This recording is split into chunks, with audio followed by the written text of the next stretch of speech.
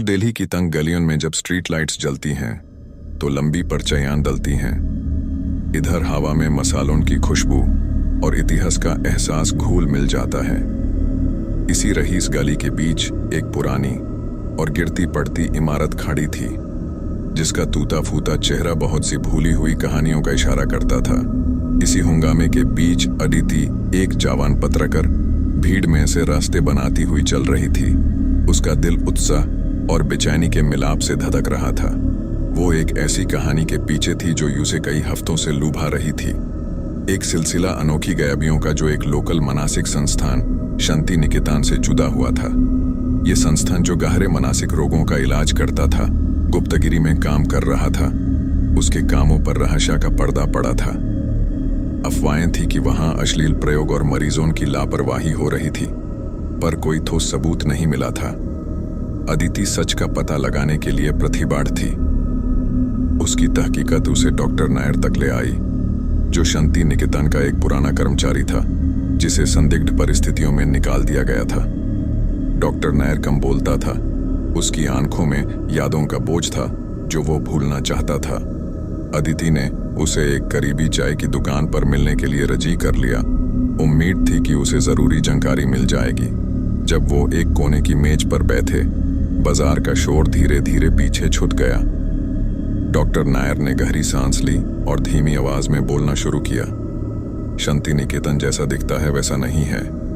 Director doctor Kapoor ऐसे experiments कर रहा है जो सभी नीतिक सीमाओं को पार करते हैं। मरीजों को मानसिक दवाइयों के सदप्रयोग का सामना करना पड़ता है। उनकी समझ धीरे धीरे छीन ली जाती है। अदिति ध्यान से सुन रही थी, उसका पेन फुर्ती से लिखता हुआ। किस तरह के एक्सपेरिमेंट्स? डॉक्टर नायर की आंखें दर से इधर उधर देखने लगी। डॉक्टर कपूर एक नई थेरेपी में विश्वास करता है, मेंटल बीमारियों का इलाज हेलुसिनेशंस इंड्यूस करके। पर जो ड्रग्स वो इस्तेमाल करता है वो टेस्ट नहीं किए गए हैं और साइड इफेक्ट्स भयानक हैं। मरीज अपनी हकीकत खो देते हैं, अपने ही दिमाग में फंस जाते हैं, कुछ कभी ठीक नहीं होते। अदिति की रीढ़ में एक ठंडी सी लहर दौड़ गई। किसी ने इसके बारे में रिपोर्ट क्यों नहीं किया? डर, डॉक्टर नायर ने जवाब दिया। जो भी बोलने की कोशिश करता है उसको चुप करवा दिया जाता है। मरीज अलग रखे जाते हैं और स्टाफ मेंबर्स को धमकाया जाता है। मैंने उसे एक्सपोजे करने की कोशिश की, पर मुझे निकाल दिया गया और बदनाम कर दिया गया। कोई मेरी बात मानने को तैयार नहीं था। अदिति और ज्यादा जानकारी इकट्ठा करने के इरादे से खुद शांति निकेतन जाने का फैसला करती है। उसने एक अपॉइंटमेंट सिक्योर कर लिया, एक रिश्तेदार का ट्रीटमेंट दिखाने के बहाने। संस्थान में सन्नाटा था। उसके चमकते कॉरिडोर उन अंधेरी सच्चाइयों के विपरीत थे जो उसने छुपा रखे थे।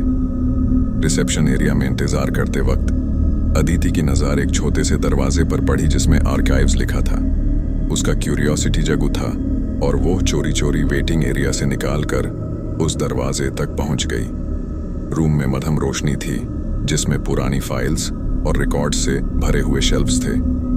अदिति ने जल्दी जल्दी डॉक्यूमेंट्स देखने शुरू किए। उसका दिल तेज तेज धड़क रहा था। बिना छुए डॉक्यूमेंट्स के बीच उसने एक फोल्डर देखा जिसमें प्रोजेक्ट कल्पना लिखा था। फोल्डर के कंटेंट्स डिस्टर्ब दे, एक्सपेरिमेंटल ड्रग्स के डिटेल्ड नोट्स, मरीजों के रिस्पॉन्सेज और ट्रीटमेंट्स के इफेक्ट्स को दर्शाती हुई फोटोग्राफ्स का एक सिलसिला। तस्वीरें भयानक थी, मरीजों को डिस्ट्रेस और डिसोरिएंटेशन की अलग अलग हालत में दर्शाती हुई। इससे पहले कि वो और देख पाती, एक आवाज ने उसे डरा दिया। क्या मैं मदद कर सकता हूं?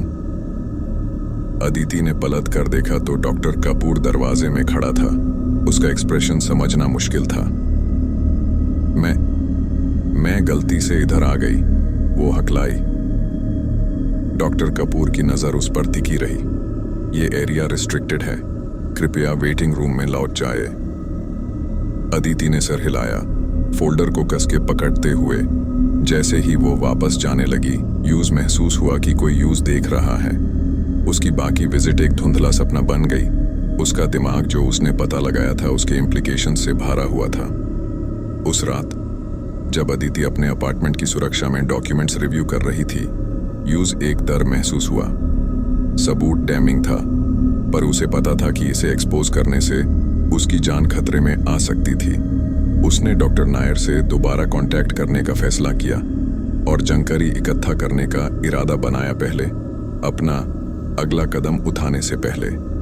अगले सुबह अदिति डॉक्टर नायर के सड़गी से भरे घर पहुंची, पर दरवाजा खुला हुआ पाकर उसका दिल डूब गया। उसे संभालते हुए उसने धीरे से अंदर कदम रखा, उसका नाम लेते हुए बुलाया। घर में खामोशी थी। स्टडी में उसने डॉक्टर नायर को देखा, डेस्क पर झुक कर पड़ा हुआ। एक खाली गोली की बोतल उसके पास थी। एक सुसाइड नोट उसके बगल में पड़ा था जिसके कंटेंट्स चौंकाने वाले थे।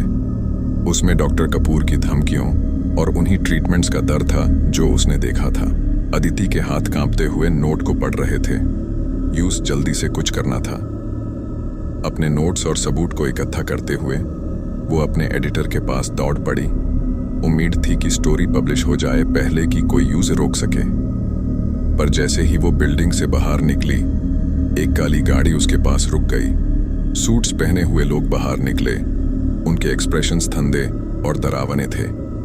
मिस अदिति, हमें आपके साथ चलना होगा, उनमें से एक ने कहा। उसकी आवाज किसी बहस की गुंजाइश नहीं छोड़ रही थी। पैनिक से उसने अपने सिचुएशन की गंभीरता को महसूस किया। अब वो एक टारगेट थी, भ्रष्टाचार और दगा के जाल में फंसी हुई। जब वो उस गाड़ी में बिठाई गई, अदिति ने महसूस किया कि सच को अनकवर करने का खर्च कितना भारी था। शांति निकेतन के साय ने उसे अपनी गिरफ्त में ले लिया था और अब वापस लौटना मुमकिन नहीं था।